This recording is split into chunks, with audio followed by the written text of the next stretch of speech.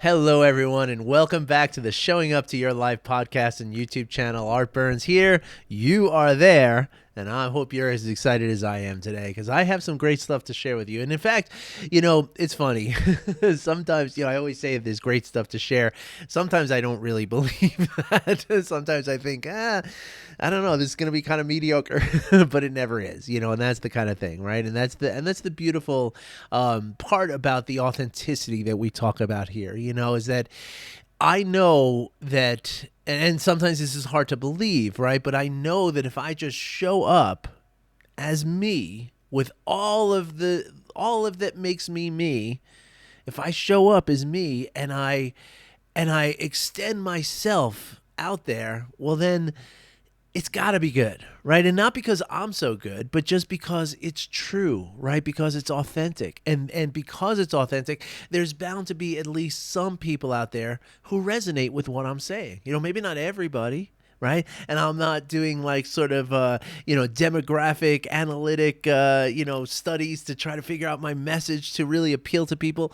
That would be inauthentic, right? So you might get more people responding, more people tuning in, more people commenting or whatever, but it's not authentic, right? And so my authenticity is what tells me that, that no matter what I kind of put out here today in this podcast, it's going to be okay, right? Because it's me, right? And because you're you, the one who's listening to it. So we're just doing our thing. And so there's nothing that it needs to be other than what it is. Right? Which is just the simplicity of what life is all about. And mindfulness and meditation specifically, and mindfulness, generally allows us to get in touch with this, right? Allows us to get in touch with this understanding that comes through authenticity. And it's not something you can fake, right? It's not something you can just kind of think around and kind of come up with concepts and ideas to kind of, inform you about this. The only way to understand this is through the experience of the authentic experience, right? Or the experience of authenticity, I should say. And the experience of authenticity is best reached through being present, being accepting of what you find in the present moment, being compassionate to yourself and towards the world around you, being kind and compassionate, and most of all, being curious, right? From those sort of attitudes and those sort of postures, if you will, through those, we find our authenticity. We connect to our authenticity. And once we connect to our authenticity, now we can connect to everyone else around us. And we can't do so without that connection to ourselves. Not truly, not fully. We have connections that we believe are there, right? We have certain, sort of tribal connections that we make, like we're all fans of the same team, or we all wear the same, hairdo, or I remember that from years ago. One time I was at my parents' house for Christmas dinner, and, one of their friends who they barely knew, and, but he had his son there, and his son also had long hair. Like I have long hair. And so my mother was like, oh, I'm going to sit you two together because you're going to get along great, right? Because you both have long hair. And what we realize is that, the long hair is just an expression of our ego, right? And yeah, it happens to be the way that I want to put myself out in the world. I want to be seen as a sort of maybe a little lighthearted, a little, more natural kind of person. That's how I feel. And so that's what I'm putting out to the world. I'm not creating a hairdo so that I can fit in with a certain group, right? It's not the same thing, right? So one is authenticity. The other is really egoic. And so, so where's the line and all that? Well, that's a tricky question. And that, again, is something that I can't really tell you, right? I mean, of course, if we work together week after week after week, yes, I'll get to know you and your situation. I can help you to find that thing, that authenticity. I can find that connection to your authenticity with you, right? But it is inside of you. It's there already. And it's not something that you necessarily need to learn. You just need to practice to get in touch with it, And that's what I do as a coach, right? I help you to facilitate that action through the practice, right? Because it really is that simple. Like it just requires the practice, but a lot of people have a hard time committing to that practice and to seeing the practice through week after week, day after day, moment after moment. Right. And so that's where a coach comes in. They can help you to, not only understand some of these things, which is important, but also to, again, to practice it till it becomes an embodied trait of yours. And that's the beautiful thing there. I was actually just talking about this on my on the Learning to Surf podcast, which I do with my colleague Adam Asdell. If you haven't checked it out, I think you would really like it. If you like the content here, I think you're going to like the content there. And it's a different sort of format, right? It's a conversation between me and somebody else. So you get sort of, my view and somebody else's view. And so check it out. You might like it. All right. There's a little something for you. So before we get into today's topic, I want to tell you a brief story about, actually there's going to be two little stories that I want to tell you, but first I want to tell you about, my daughter and I last night we had to run. I actually got a free plant. I'm in a couple of these Facebook groups that are just about plants in the Denver area kind of thing. And from time to time, somebody will post like, "Hey, I have this plant. I don't want it anymore. I'm moving. I can't. Anybody want it?" I'm like, "I don't care where you are. I'm coming for it." Because I just love plants. So I got this beautiful baby monstera yesterday. I'm so happy about it. And so my daughter came with me to drive and pick it up. We left around like 8 o'clock at night or something like that. And so when we're driving back, the little light on the dashboard of my wife's car came on saying that her tires were low. And I was like, okay, well, I'm going to pull into this gas station here. I'm going to fill up the tires. Are you okay with that? I asked my daughter. She'll just sit there and listen to her radio and stuff like that. And she was like, yeah, sure, I'm fine. Now the thing I want to preface this with is that, my daughter, we're talking about tribe, right? My daughter is 12 years old, right? She'll be 13 in a couple of months. Very tribal, right? At that age, we all are, right? Because the thing to understand about tribalism, right, in general and, at large, right, is that it's about safety, right? It's about feeling safe. If I am part of a larger group, even like in our primal understanding of that, right? I know that when I sleep, somebody will be there to protect me, right? Like that's really the primal safety that we get from being part of a group, right? And so now these tribes come in so many different forms and shapes and sizes and colors and aromas and everything else, right? You could have everything from the tribe of football fans, as I said before. You could have a tribe of Grateful Dead fans, Deadheads, right? You could have tribes of like my daughter would be tribes of TikTok, like the people that she follows on TikTok and stuff like that, right? And so particularly when we're in our adolescence, right, and our bodies are changing and we're we're understanding the world in much different ways, and also part of that development that's happening is that our brains get a little bit ahead of themselves a little bit, right? So what happens is, the emotional center of your brain is like bursting when you're 12, 13 till 18 years old or so, right? Your emotional brain is bursting with activity. But your prefrontal cortex, which modulates that activity, not quite there yet, and so a lot of times you're prone to things that are going to be a little bit like why do I get so upset about things? I don't understand it, right? That's what's happening there, right? And so last night when I was filling up the tires of the car, we were on like a corner, right? There was we're on the this corner, and there's like a on the street coming like this way. So you can't see me on the podcast, but from where I was standing, I could see the intersection, right? And there was a line of cars who were waiting to get through the intersection, right? And it's one of those intersections where you have a left turn lane and has its own little green arrow that goes, right? And so I don't know exactly what happened, but I presume that what happened was that the green arrow changed so that it's green now. All these cars can turn, right? but the car in the front of the line for whatever reason was not going right. And so the reason I put this together is because I heard as I was filling up the tires, with the air, I heard somebody just like, there's honking your horn, right? And then there's honking your horn when you're, just absolutely enraged, right? And like this person was literally just holding down the horn for seconds, like dan, dan, dan, just blaring, right?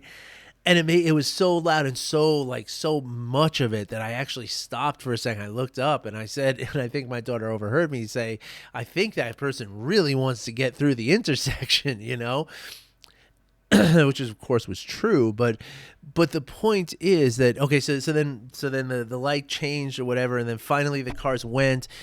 And I was like watching the cars go by. I could see that front car, which was pretty clearly the antagonist in this story, right?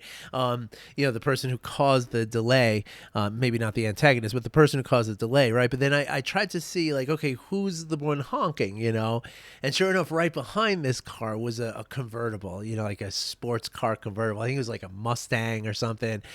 And it was like, pretty fancy looking and, very fast and stuff like that.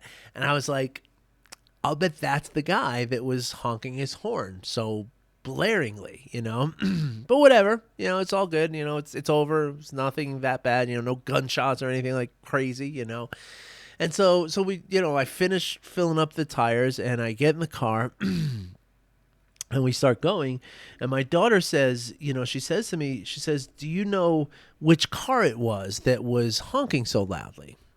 And I said, I think I do. I said, I think it was the convertible. Did you see the convertible go by? And she's like, I don't know if I saw a convertible. Was it a dark car? I said, yeah, it looked almost black or really dark blue. She's like, yeah, I saw that one. She's like, I kind of thought that was the car too. It seemed like that just seemed like it was, And I basically didn't really say anything at that point. I was just kind of like, okay, what are we going to talk about? We're just driving down the road here, And then my daughter said one of the most profound things, and I'm just so proud of her, right? I'm so proud of everything. She says, well, Dad, maybe the person in the convertible, maybe he just got a phone call that somebody he loves was in the hospital. And that's why he's so frantic and trying to get there. I said, wow. That's amazing that you just came up with that. You're absolutely right. That could absolutely be what happened. 100%. And then she said, or maybe he's just a selfish jerk. And I said, Lucy, that is equally as possible. And that's the point, right? And we, I tried to talk for a few minutes, but then she changed the subject because, like, we're not getting into a whole mindfulness conversation here, But that was the point, right? Is that we never know what someone else is going through. We never know that.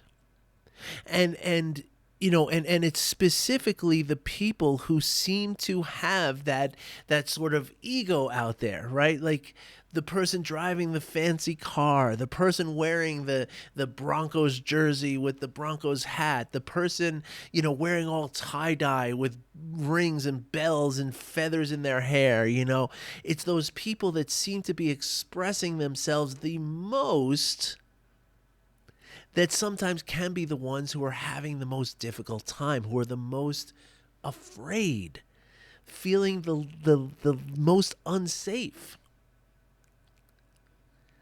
And there's an important lesson in that, right? There's a really important lesson in that. And the lesson is really, sure, there's a lesson of like, hey, you never know what somebody's going through, so you got to be nice to everyone. Yes, absolutely, 100%. That's a lesson. That's an important lesson.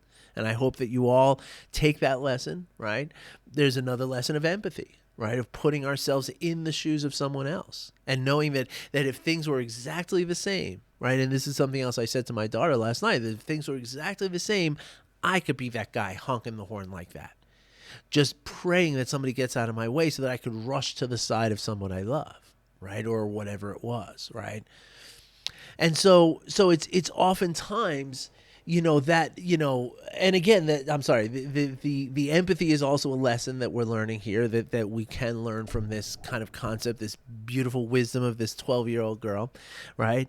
But there's also a lesson about connection, right? And there's a lesson, and we've been talking a lot about connection, so I want to kind of follow up on that a little bit, right? Because, you know, when we, you know, a lot of times when we see things like that, right? And we see like, oh, that person is doing something that I find unacceptable, right? We categorize that person right away, right? We say, okay, that person goes in this block, in this little box, right? And the people in this box are the people who I don't feel compassion towards, right? I don't like them. I don't appreciate them. They're mean. They're angry. They're, not the people that I want to be around, right? And so what does that create? Right? What kind of tension does that create in us once we have that person in our lives who, or not in our lives, just a person in the world who we say, no, no, no, no, I'm not going to offer compassion towards that person, right? What does that do to us? What it does, I'll give you a little, I'll answer that rhetorical question for you. It creates stress in us, right? It creates tension. It creates conflict, right? And most of all, though, what it does is it eliminates the ability for true connection to ourselves and true connections for the other, right? And why is this important? Right? Because it really kind of automatically informs what my daughter said the other day. And this is a point I made the other day, too. Something that came up in a group of talks that I watched. And I believe this one was between Gabor Mate and Thomas Hübl. Thomas Hübl is an amazing amazing person. You definitely look him up. Hubl with an umlaut over the U. If I don't know if YouTube will have that, but search him out. You'll find some great stuff. And so one of the things, I'm pretty sure it was him who said this, is that, this kind of becomes it's like a 360 degree kind of thing, right? Because what happens is, so we have this sense, like my daughter just beautifully illustrated this sense of empathic understanding that we can have for someone else's situation, right? So, just even examining and just even, holding open the fact that this person could be, doing this, performing this aggressive behavior. They could be doing it from a place of great fear and great unsafeness feeling, right? A feeling of struggle and strain and pain and suffering, right? And so one of the ways in which, and why this is so important here, right, is that, why the ability to connect to ourselves is so important, because connecting to ourselves allows us to connect to someone else, right? And the thing that came up in this talk the other day with, and I'm pretty sure it was Thomas Hübl. It could have been, I watched so many of these talks over the weekend. There was Peter Levine, there was Stephen Porges, there was Dan Siegel and some colleagues of his. There was Thomas Hübl, maybe even a couple more. There was so many amazing talks, and I mean, I paid for it. I don't know if it's worth it for you, but if you can get it still, wow. I mean, so good. If you look up Gabor Mate, the wisdom of trauma, and you should find a link for all this stuff. But anyway, one of the things that came up in one of these talks between Gabor Mate and I believe Thomas Hübl is that when we feel connected, right, to someone else, and this is very, very important. Now, please make sure you hear this, what I'm saying here, right? When we, and I did say this the other day, and it's worth repeating, right? But when we feel connection to someone, right? What does that mean, connection, right? A connection to someone really means that you live inside of me, right? Your representation, as I hold you in my consciousness, right? There's a representation of you that is inside my nervous system, my whole ability to understand, right? And so once that happens, and this is the really interesting part, right, is that once I have you in me, now there is an automatic level of care that I have for you because you're in me and I care. My basic survival instincts, right, are enveloping you, right? Because I know that I care about me because I'm me and I have to survive this life, right? Like that's my whole directive, my whole biological directive is to be safe, right?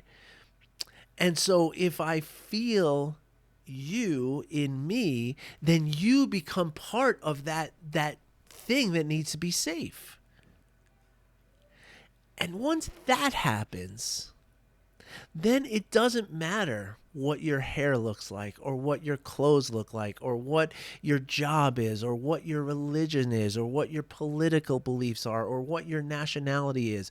None of that matters anymore. Those are that sort of cognitive tribalism, right? Which brings up again, this is one of the things about that tribalism. Like, like for me, I grew up as a New York Giants fan, right? And my grandparents were New York Giants fans, so I never had any choice, right? Like it was not, you didn't have a choice, right? And I remember actually when I was about maybe about 8 years old or so, the Dallas Cowboys and the Pittsburgh Steelers played a couple of Super Bowls against each other, and that was a big deal, right? Because you liked one or the other, right? You were either the like, it was almost like the Dallas Cowboys represented like the stormtroopers from Star Wars, right? Like they were so evil, but the Pittsburgh Steelers were like they were the underdogs, they were the scrappy guys, and so if you rooted for, it really determined the type of person you were to say who you voted for. But for me, like I wasn't allowed to vote for the Dallas Cowboys because we were Giants fans, right? So no, you must root for the Pittsburgh Steelers or else you're going to your room and you're not watching the Super Bowl with us, right? Like that's how it was, right? It's funny that I laugh about this like as though this was all a beautiful, childhood, because that I've been talking about all this trauma and stuff. But, like any other situation, there are going to be moments of glee and joy that are encompassed in the trauma, right? So anyway, I just wanted to clear that up a little bit. But the point that I'm making is that, I grew up learning that tribally, right? Like we were New York Giants tribe, right? So we're not, so the Dallas Cowboys are in the opposite tribe. Those are the ones that want to hurt us, and those are the ones we want to hurt, right? So we can't mix with them, right? But then what happens, right? And here's where it gets really, really hard, especially for a young child to understand, right? That, okay, but my cousin's best friend, who like could be his brother, right? This guy, his name is Freddie Fiango, great guy, like amazing dude, one of the best guys in the neighborhood, right? My cousin's absolute, running mate, like, just running partner, just they did everything together. But Freddie was a Dallas fan. So how can I like Freddie, but also maintain my adherence to this tribe that I have? And that's the problem with tribalism, right? Because it becomes more about that sort of superficial thing than it does about what's underneath, right? And so that's really, what connection is all about, right? Because when I can connect to Freddie, it doesn't matter to me what football team or hockey team or baseball team or whatever he roots for. I can separate that. And I can separate the teams that I root for. Like I don't have to confine myself to that little tribe. But the problem is that most of us are not connected to ourselves, right? Most of us are living a life that has been informed by childhood trauma on some level, right? And it's definitely a varying degree, right? Some people's trauma was much, much more difficult than other people's trauma. And that's okay, right? That doesn't mean, because your trauma is still your trauma, and it doesn't matter how it relates to another person's trauma. What it matters is how it has impacted the connection that you have to yourself. Because only when we can connect to ourselves can we really connect to others, right? And so this again coming back into this sort of tribalism, right? When we have this sort of cognitive tribalism, right? When we say like, okay, everyone who's a Denver Broncos fan is in my tribe. Therefore, everyone who's a Oakland Raiders fan is outside my tribe, right? Well, then what we've done is we've sacrificed so much of that true connection. And who knows who you might find who's wearing an Oakland Raiders jersey. Who knows who you might find who's exactly like you, who shares every belief, every value, every integrity that you have, but they just happen to wear this other jersey. Right. And so the problem is we engage in this level of tribalism, right, where we refuse to have a connection to others. Right. We block it. And so this just creates more and more of the chaos and the well, it's chaos and rigidity in the mind. Thank you to Dr. Dan Siegel in a course I'm taking. But anyway, that's for a different story. But it creates the static. It creates the confusion. It creates the stress, and that ultimately is taking us away from our sense of well-being. And in that confusion, right? Because remember, the tribalism is all about feeling safe. Right? That's why we engage in tribalism. That's the only reason we have ever engaged in tribalism, because it makes us feel safe. And it's a human biological directive to feel safe. There's nothing more important to us ever in our entire lives. There's nothing more important than the feeling of safety, right? And so, of course, there's like, what does it mean to be safe? And that's a different, now I'm going to make a note in my little black book about that. We'll do another, because I have some great thoughts about that. But anyway, what happens is when we realize that, okay, this person who's in my tribe of Denver Broncos fans, but I found out that he just hurt somebody, right? Or drinks and drives, or smokes crack in the parking lot, whatever it is, right? Maybe something that very strongly conflicts with my own beliefs. Well, now not only do I not feel safe anymore, but the actual facade of all that safety just came crumbling down like a tower of Jenga blocks. And now I might even have some kind of psychotic break from something like that. Right? This could be another, or this could trigger an old trauma or become a new trauma. And so when we practice meditation and we practice mindfulness, right, what we're doing is we're getting in touch with our authenticity. We're getting beneath those layers of blue jerseys and orange jerseys and long hair and short hair and sneakers and sandals and all that stuff. We're getting beneath all that. We're getting into the core, the truth of our authenticity.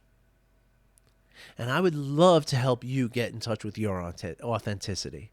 And I can't even describe to you it's indescribable joy that I feel when I feel my authenticity. And I want you to feel that too. And in that place, you too, like my beautiful, sweet daughter did last night, you too will automatically break through the bonds of the automatic thoughts that we have, right? Guy honking a horn, wearing with a fancy convertible car is this kind of person, right? That's how we operate. We figure we put that person into a box, right? He's that guy, right? But this person is that guy, right? The person who didn't see the phone, the light change was on his phone, so he's that guy. Right, he goes in this box, right? And when we put each of these people in these different boxes, well, then we've already defined them, and now we don't see what they might be going through. We don't allow ourselves to connect in that caring and loving way because they're in this box, and my love doesn't go there. And so the authenticity is not just like a woo-woo kind of concept. It actually allows us to feel instinctively, intuitively. That's what it is. It's the intuition that my daughter came up with last night to say, but maybe, Dad, maybe he's having a hard time. Maybe he's in trouble. Maybe he's in pain. Or maybe he's just a selfish jerk, right? Literally her words. I mean, so brilliant. I felt like the student, right? And that's another beautiful thing is that, as a parent, I've learned more from my children, or at least as much from my children as I've ever taught them. And again, that can only happen from that place of authenticity, right? Again, there's another example, right? There's so many of these little traps we can fall into, right? Because when we have young kids, we put them into a box, right? These are kids that I have to teach. I don't learn from them. I teach. It's a one-way thing, right? But when I've connected to myself and I can really connect to this person that's inside this little body, well, now all of those stereotypes and categorizations and all of that stuff just fades away. And now we're left with authentically two human beings who are going to relate to each other, who are going to learn from each other, who's going to nourish each other, who's going to keep each other safe. Because of the natural caring and the natural connection that we have with them. Not something just because it's my job to keep you safe, right? Of course, with kids, that's what happens, but it goes beyond that once we tap into that authenticity. All right, folks, so if you're interested in talking more about this or interested in checking out some coaching around this, there's a coaching session that you already own, okay? It is literally your possession. All you got to do is claim it. Okay, it's like a big box of appointments. All you got to do is reach your hand in, grab one, and take it with you. Okay, and you can do that virtually by clicking the link in the description. Okay, it says calendly.com/artburnscoaching. I think it says that's the one. Click that. Go through the prompts. It's super easy, and you, my friend, will have your own coaching session, and this coach will be so excited for it and cannot wait to meet with you and help you to understand some of this. And then more importantly than understanding it, help you to do some practices that will enable you to come to these realizations, to get into that connection. All right, folks, I've talked a long time today. I wish you well. I'll be back again tomorrow. Have a great day. Bye-bye.